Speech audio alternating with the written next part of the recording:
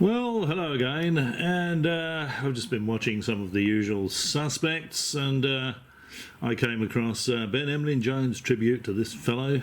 He's Ian R. Crane. I can't say I'd ever heard of him before Ben Emlyn Jones mentioned him, but Ben Emlyn Jones is singing his praises, so I thought, well, let's have a look and see what this guy's got to say, and what I found was the usual conspiracy theorist rubbish, you know, 7/7, 9/11.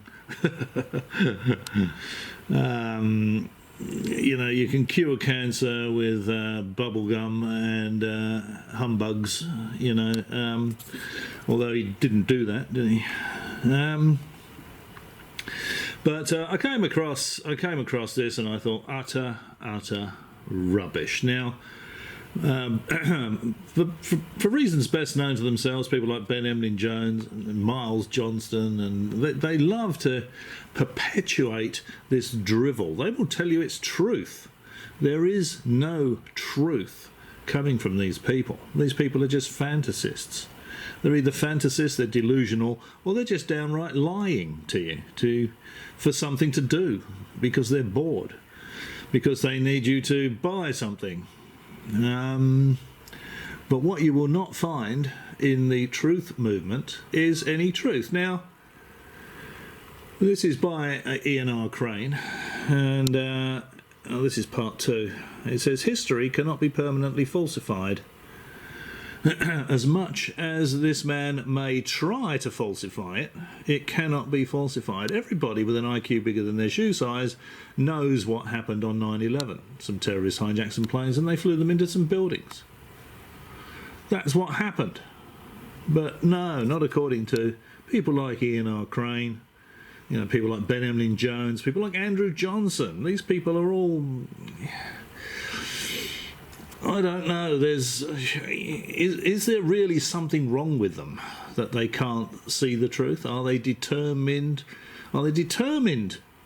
not to see the truth? Some of the stuff from Andrew Johnson is just beyond, way beyond ludicrous, you know. Microwaves steering the energy from the storm off the coast towards the buildings. That's far more likely, of course, than the buildings falling down after a couple of bloody great aeroplanes hit them. Now let's just have a quick look at this and just see what he's got to say. Now, we know that the phone calls were a complete crock from the plane.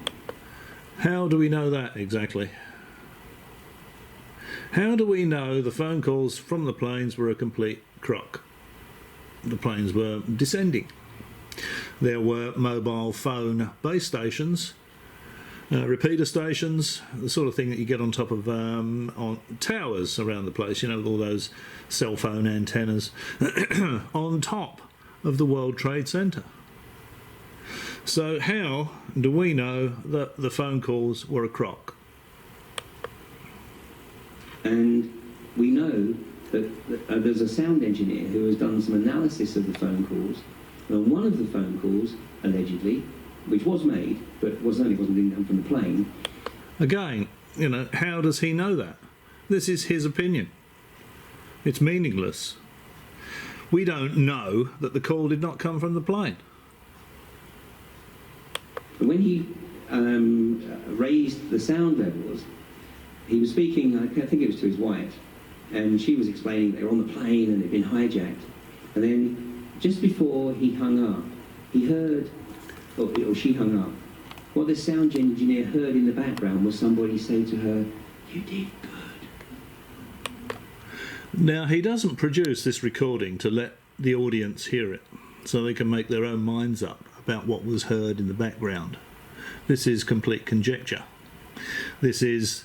I've heard this before, people saying you could hear this thing in the background, but no one, as far as I know, no one has actually included this audio so we can actually hear what is being said. And even if that was the case, it could be the passenger sitting next to her saying, yeah, you did good. You managed to get a phone call out of here while the aircraft is under terrorist control, to let everyone know what's going on.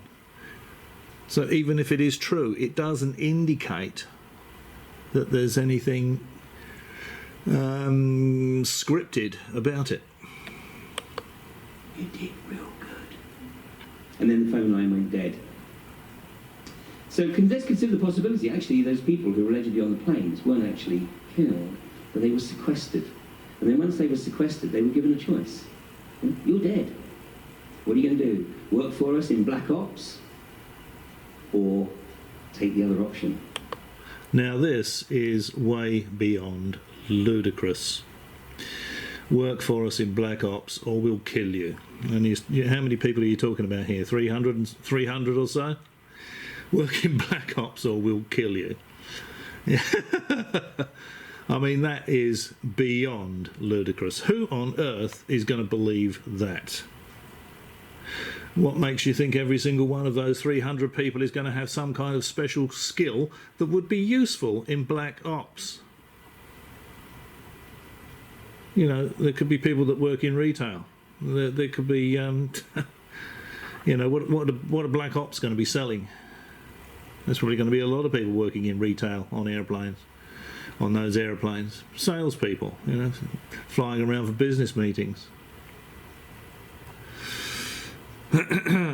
So ludicrous beyond words that they would be sequestered and given that choice. The straightforward and obvious answer, of course, is that they were on the planes that flew into the buildings. They were all killed. Were every single one of those funerals faked? Were all the maintenance records for those aircraft fabricated for years? All the maintenance records, every single person that worked on those aircraft to maintain them over the decades that those aircraft were in operation. They would all have to be in on it. What happened to the aircraft that supposedly, you know, if they didn't fly into the buildings, what happened to the aircraft? None of these people can answer any of these questions because the planes flew into the buildings. It's ludicrous. What he's saying here is just rubbish. Absolute bloody rubbish. A steaming pile. But either way, you will never see your family again. And of course we say, no, surely they wouldn't do that.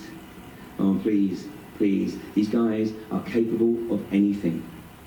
If that were the case, this bloke would have disappeared a very long time ago. This is an interesting shot from 9/11. See this here? It looks like a warhead, doesn't it? You know, something... Actually, it doesn't. It doesn't look like a warhead.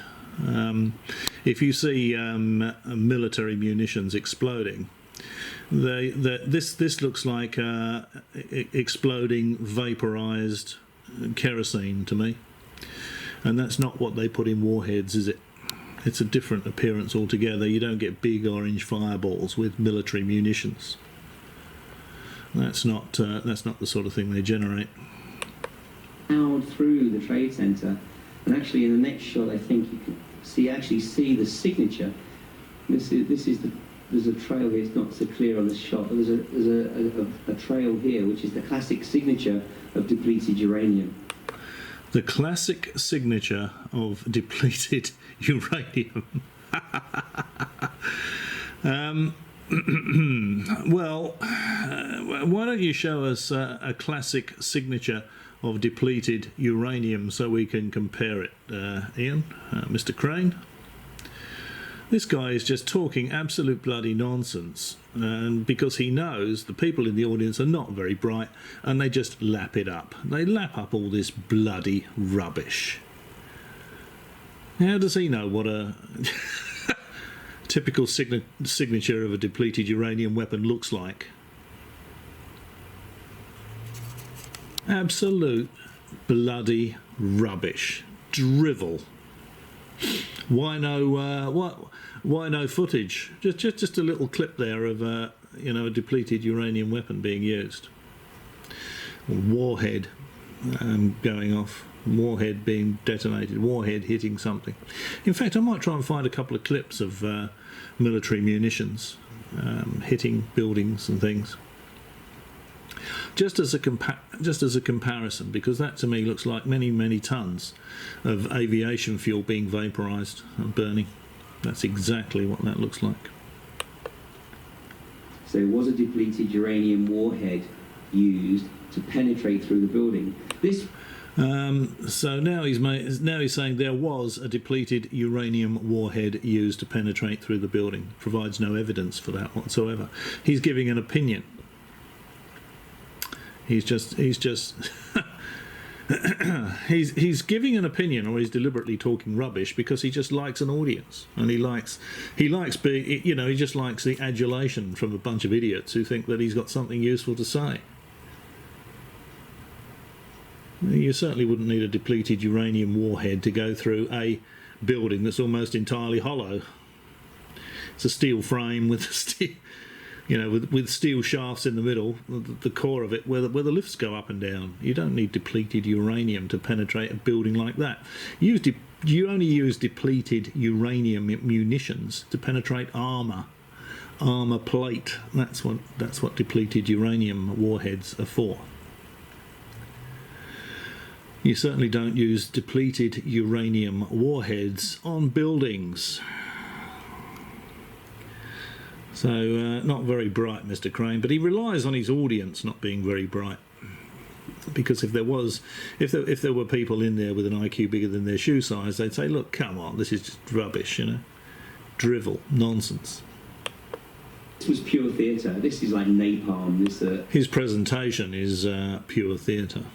No, it's like napalm. It's just occurred to him that warheads, military warheads, don't look like that when they detonate. So it suddenly occurred to him, oh, it's got to be napalm. Got to be napalm. Alleged aircraft fuel. It was purely for the camera, because clearly burning outside the building is not doing any damage inside, is it? Idiot, absolute moron. When you're talking about the kind of forces involved of an aircraft going into a building, fuel tanks being ripped open, does he think the fuel is going to stay right where it was? Of course, it's going to go forward with momentum. It's going to be vaporised, and as the debris punches a hole in the other side of the building, the vapour is going to come out and look exactly like that. He's like a lot of these people, you know, they'll look at these things and they've got zero photographic analysis ability. And they'll give these ridiculous opinions. Marcus Allen is another one. You know, he offers absolutely zero evidence. He'll look at a picture and he'll say, oh yeah, we can see this is clearly demonstrated that this is napalm, you know, if this was Marcus Allen's presentation, but it's not demonstrated at all. It's just some half-wit looking at a bloody picture and giving an opinion. And yet, allegedly, the towers collapsed because of fires. We know that wasn't the case. Well, no, we don't. We know that's your opinion, but we certainly don't know that wasn't the case. If you can imagine the top part of the building, of course, as soon as the structure gave way, where it was affected by the intense heat of the fire, then you've got that acting as a hammerhead, really. You're just banging vertically down on the rest of the building, and it's not made to withstand those kind of forces. And what happens is what we saw. As it goes down, each floor collapses. The air pressure blows the windows out. Bang, bang, bang, bang, bang, as it goes down. Then the next one, the next one, the next one, the next one, the next one. Very obviously what's happening when you look at it. This is nonsense. But you know, forget the Twin Towers for a second. This is of course a graphic. This is not a shot from any kind of CCTV camera. This is the point that really should wake people up. You know? Well, this guy seriously needs waking up. What he's going to say now again is beyond ludicrous. You know, this Boeing, the official story is that it was flying at 530 miles an hour at a height of 4'6". No, it isn't. Can you show us where the official story says that? That's not what the official story says at all.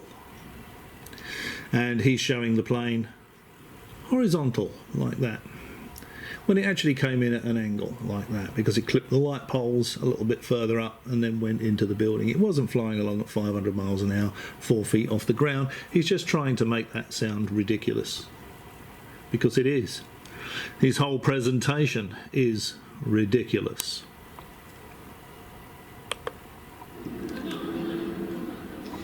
And the people in the audience, again, not being very bright, this is what they want to hear. They want to hear it's some sort of thing, so they're just lapping this up, or this steaming pile up as truth. This is your captain speaking.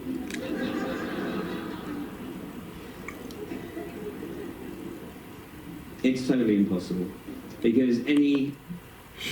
Well, flying it along at 500 miles an hour, 4 feet off the ground, probably wouldn't be totally impossible if there was no buildings around. There probably are people that can do that.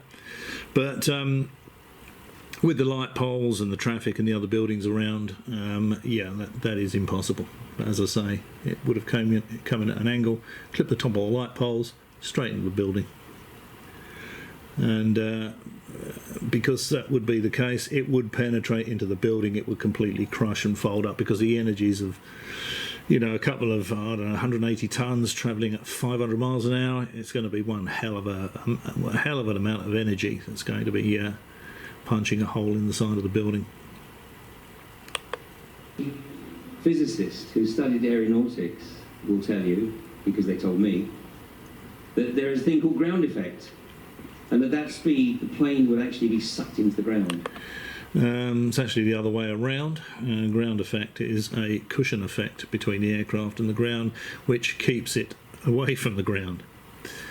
So if you look at the Russians made a thing called an ekranoplan, and that uses the ground effect, and flies along very, very fast, very, very low to the ground. So he's got no bloody idea what he's talking about. Okay, so let's have a look at the ground effect that Ian R. Crane is referring to. As I say, the ground effect between an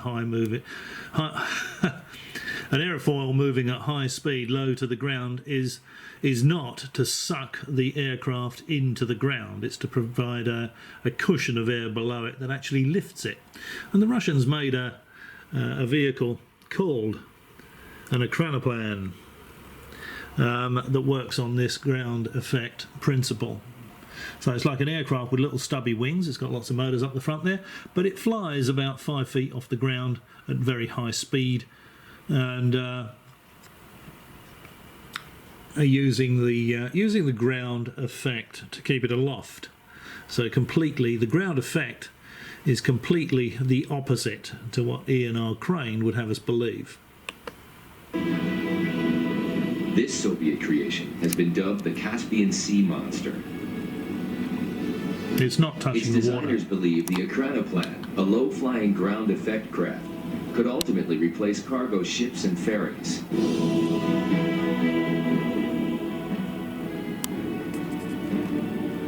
As you can see, it's not touching the water. 300 feet long and 130 feet high, the ekranoplan was first sighted several years ago by U.S. spy planes as it participated in maneuvers outside Nizhny Novgorod, one of the most secretive cities of the Soviet Union during the Cold War. This 500-ton cargo craft can reach speeds in excess of 300 miles per hour while flying just 20 feet above the surface. But as we see from, you know, the photographs that from the Pentagon, the lawn wasn't touched at all. There's not a mark on the lawn. Now this is a photograph of... I don't know. What's all this here? It's not a terribly good picture, is it? It was taken by a passerby. And what's interesting here is you notice that the roof line is intact, completely intact. But the plane has disappeared. The building's on fire, the plane has completely disappeared, not a mark on the lawn, and the building line is intact. Not a mark on the lawn? Yeah, no, I don't think that's true. The building's intact. Doesn't look terribly intact to me. It didn't actually collapse for quite a while. I mean, as you can see here, there was enough time to get the fire trucks there. Well, this is a reinforced military building, of course. and start spraying, and the building still hadn't collapsed. There was actually a hole there. Here was the hole. You know, the wings, the official story is that the wings folded back on themselves. Which is precisely what would have happened. Probably like Eddie the Eagle, you know. So the wings fold. It sort of annoys me, really, that you get these bloody idiots like this guy out there spruiking all this nonsense and stirring up people, for reasons for best known to themselves. You know, is it money? Is it, as I said before, is it the adulation? They like being in front of a crowd. Did he have to do this sort of thing to be able to afford his caravan to live in? And people will say, why would he have given up, being an executive in the oil industry to do this, And it's not easy to find out what he used to do. He used to work for Schlumberger, which is some sort of oil company. Oil contracting company, but I haven't been able to find out the position he held there. I haven't been able to find out whether he was kicked out, because it might not have been voluntary. People say, why would David Icke leave that job? When his contract wasn't renewed, he didn't have a choice. And the other thing that I thought was quite interesting was I saw a presentation by this guy, or a bit of a presentation. He said there was his conscience wouldn't allow him to take his huge executive pension from the oil company. And I thought, well, that would that's rather convenient, isn't it? Because if he did have a nice big juicy fat pension and he had a nice big house and a big car, that would suggest that he was in fact an oil executive. By saying that he's not going to accept the pension, he can explain away why he has to live frugally in a caravan and rely on a few quid from selling DVDs. If the position he held in the oil company was considerably further down the food chain than the impression he gives. Remember, with these truthers, there is zero truth. We haven't seen any truth from this man at all. Okay, so here we have Ian R. Crane again. Now it says here, humanity versus the suppression of cancer cures. Now he's done a few of these videos. Now, it might be a bit painful watching all of them, but if he's going to say that you can fix it with bicarbonate of soda or whatever, then he's a pretty good example of this suppressed cancer cure stuff being a load of rubbish, because he would have sourced some of it and used it on himself, and he'd still be spruiking all his conspiracy claptrap. I thought this was quite interesting. People say, well, why would he have given up being an oil executive? And as I've said somewhere in this video, either ahead or behind, we don't know that he did that voluntarily. He had to explain away not getting a big pension from an oil company, so he said he refused it on. He refused to take a pension from a company that's mucking up the environment or something like that. Very convenient, isn't it? Really. So either he was thrown out, or his position maybe was a lot less executive than he'll have us believe. So let's just have a bit of a look at this. I shouldn't criticise too much, because 40 odd years ago I used to spend some 2.5 hours travelling in each direction, because I thought back then that was what you had to do to chase the proverbial buck. But every day that I do come into London now, I remember all the reasons why I don't want to be doing that, and why I much prefer to live in the middle of a field. There you go. So he much prefers to live in the middle of a field rather than commute into London 2.5 hours each way to sit in an office. Well, I can understand that, to be perfectly honest, but he's not said anything about giving up a lucrative job in the oil business to pursue this quest for truth. It's got nothing whatsoever to do with that. It's that he's pissed off with commuting and he's just had enough of it. He either jacked it in or he was slung out, one or the other. Okay, so let's just move on to the next clip. You do not see any kind of truth from these truthers. You don't see any truth from Ben Emlyn Jones. All he does is repeat his science fiction stories.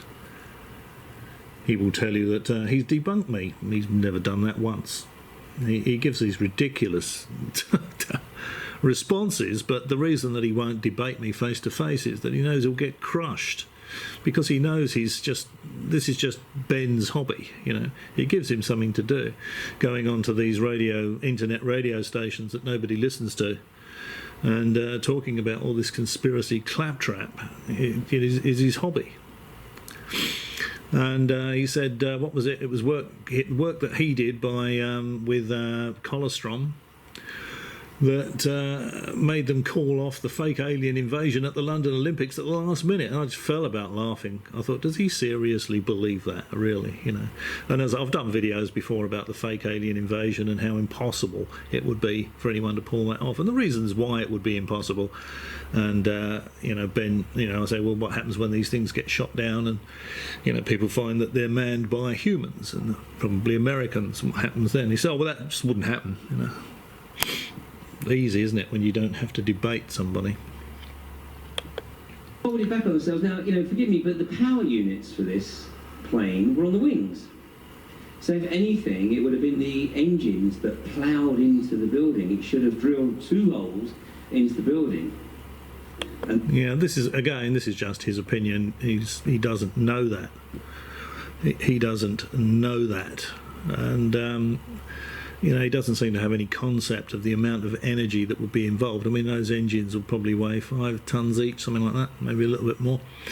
But as the thing went in, the wings would fold back, the engines would follow. I mean, it's a big enough hole for the fuselage, the folded back wings and the engines to go through the building. There's no issue with that at all. And they should have been the holes that drilled right through as a The aircraft would have had to have maintained the aircraft shape to be able to do that. You do see that on the sides of the towers, but that's because the towers are mainly hollow and they're a sort of metal frame with, it's a much. This is a reinforced concrete structure, and the towers were not. So that's why you get the aeroplane-shaped holes in the towers, but not in the Pentagon. Opposed to the fuselage, which in theory is the weakest part of the plane, and should have just crumpled. But, hey, we're told that this was a Boeing. This is the wreckage. Well, the lawn doesn't look untouched to me in this picture. You're saying the lawn in front of the building is untouched. That doesn't look terribly untouched to me. What do you think? This is the official picture that tells everybody that a plane crashed into the Pentagon. Right. Hardened steel, just disintegrated. Hardened steel. Where's that in the aircraft? Is it hardened steel? Don't know if there is much hardened steel in airliners. There might be some titanium. I don't think there's much in the way of hardened steel. It's pretty weighty stuff, hardened steel. Here's the shot about 25-30 minutes later, when the roof of the building had indeed collapsed, and you can see still not a mark on the lawn at all. That's later on in the afternoon. I mean, people were being pulled out of the earthquake in Haiti after 3 weeks. Donald Rumsfeld ordered the demolition of the Pentagon at 4:30 in the afternoon on 9/11, stating that nobody could have survived. What did he know? Well, he probably knew that no one could have survived. If that's true, and again he presents no evidence for the fact that statement is fact. But the difference, of course, between an earthquake and the Pentagon is that in an earthquake the building would have collapsed, because the building would have been shaken, it would have collapsed, and you would go and look for people. If someone's flown a 200-ton airliner in there full of fuel, and the thing was burning with, probably 50 tons of vaporized aviation fuel, that would have been like trying to sit in an incinerator. So there's absolutely no way anyone would have survived in that part of the Pentagon. It's bloody obvious, isn't it, really? And again, he doesn't seem to be able to get his head round that. He can't look at that, consider the details, the differences between an earthquake and a plane flying into a building loaded with fuel, and the huge fire. In an earthquake, you're not going to get a huge fire, are you? Burning intensely with tons and tens of tons of aviation fuel. Did he know indeed? And of course, here we have, the fire that you saw back there was so strong that it left this book untouched on a stool there. Really quite remarkable. Well, for a start, he's talking about that. We don't know. That's a book. He's looked at it and given an opinion. That could be a piece of twisted metal. See how these people will, they just play on anything they think people might swallow. I reckon I could go and do a presentation on this, better than him, and convince people that it was this particular audience, that it was all faked. You can just pick up any old bloody rubbish. So, no evidence that that's a book.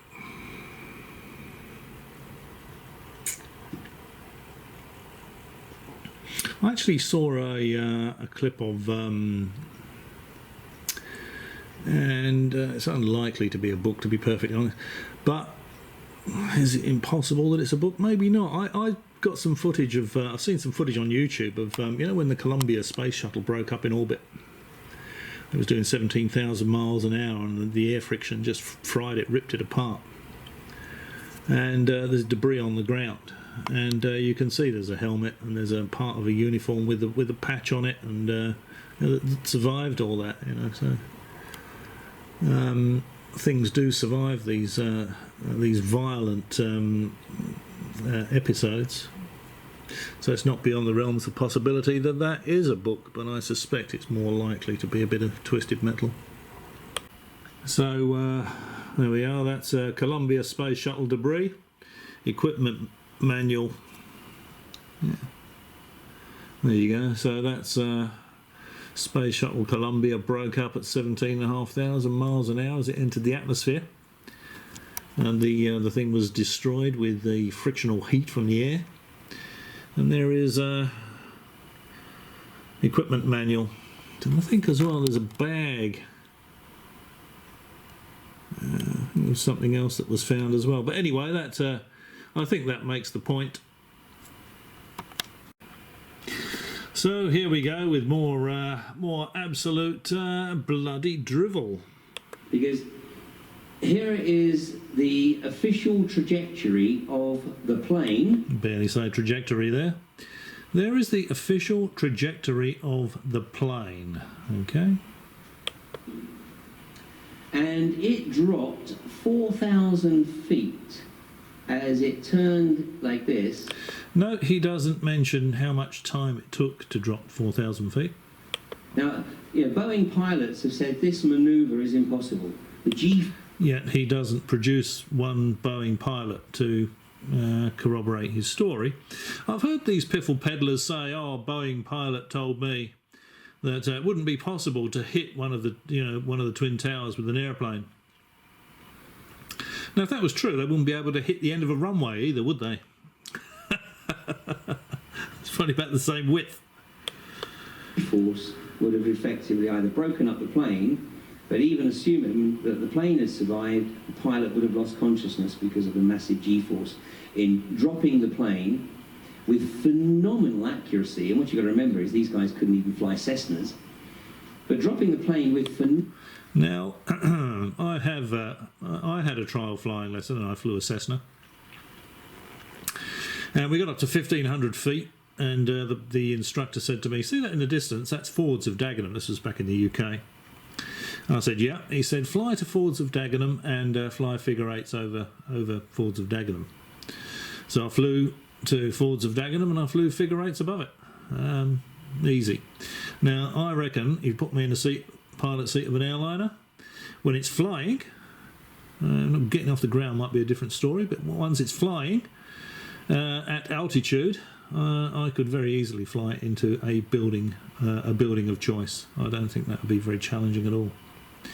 Now, let's just go back a little bit. Let's just go back a little bit.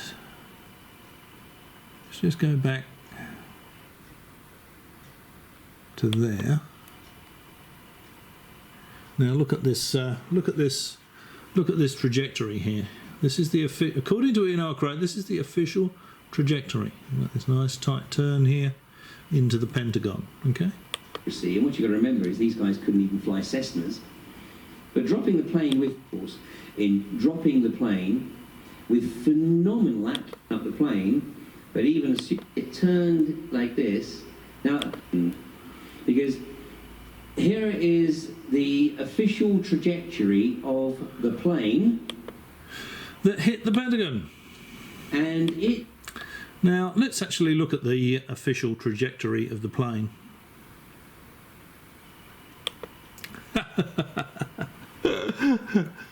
Marked in the green line, indicated with the number 7. It's nothing like... Ian R. Crane shows it coming round here, doing this really tight turn and flying into the Pentagon. And the actual flight, it took off at Dulles International Airport, went out there, was hijacked, turned around, and almost a straight line back to the Pentagon. So if you look at that, and then you look at that, completely different trajectory. So these truthers knowingly lie through their teeth to support their ridiculous stories, to get gullible people to believe what they're saying. If they told the truth, their whole story falls apart at the seams. You know, Ian R. Crane is one of these people that jumped on the 7-7, you know, 9/11, 7-7, 5G. I don't know what he's got to say about the NASA moon landings. But, you know, it's all absolute bloody rubbish. I saw he's done a couple of videos on this channel with that spud-faced moron from Newcastle that knows, you know, it doesn't know... doesn't know microwaves from a hole in the ground, you know, and he's supporting him. 5G's rolling out. I'm not seeing any, you know, piles of dead animals, piles of dead insects at the bottom of lampposts.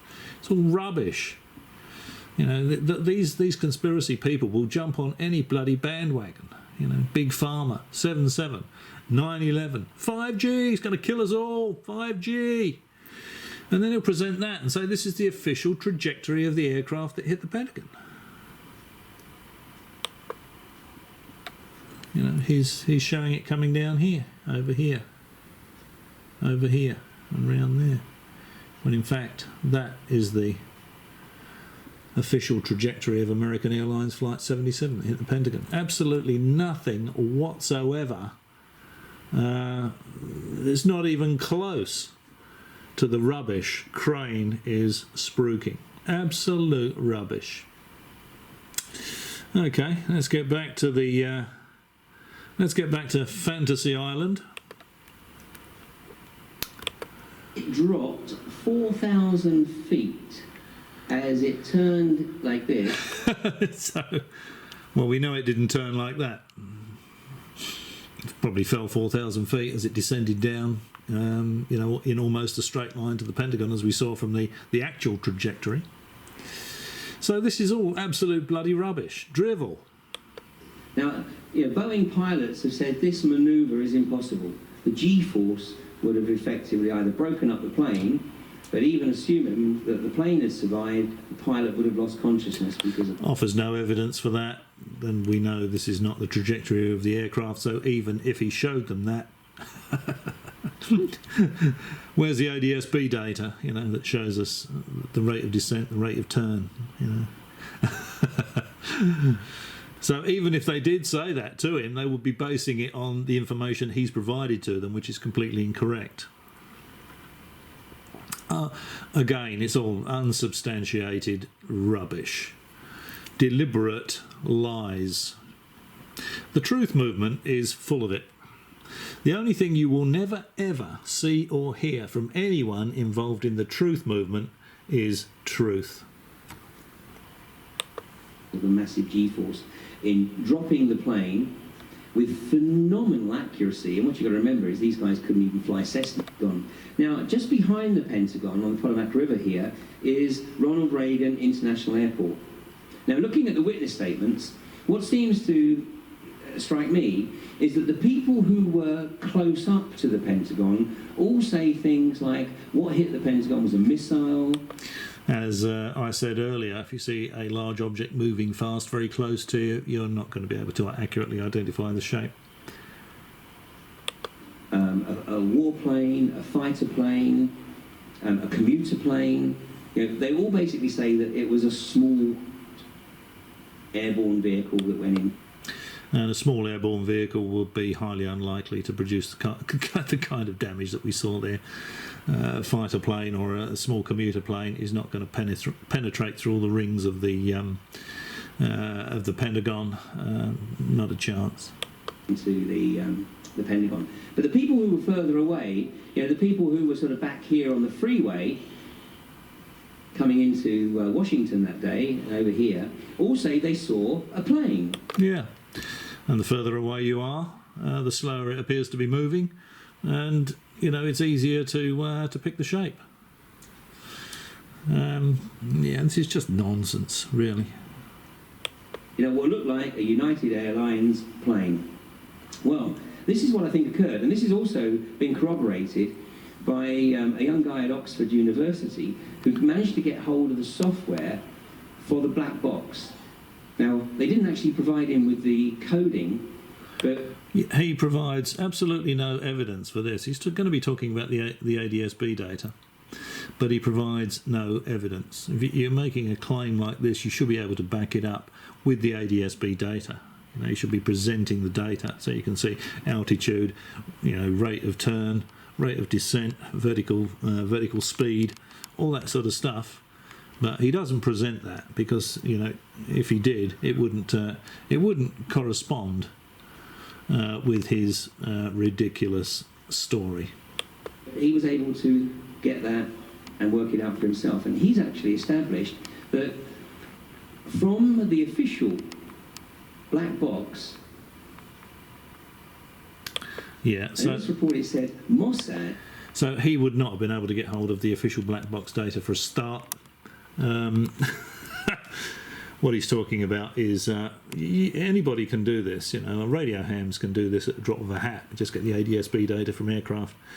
In those days it probably would have been, wouldn't have been Raspberry Pis doing it, but you know, there would have been domestic computers around reasonably priced that would enable people to do that sort of thing.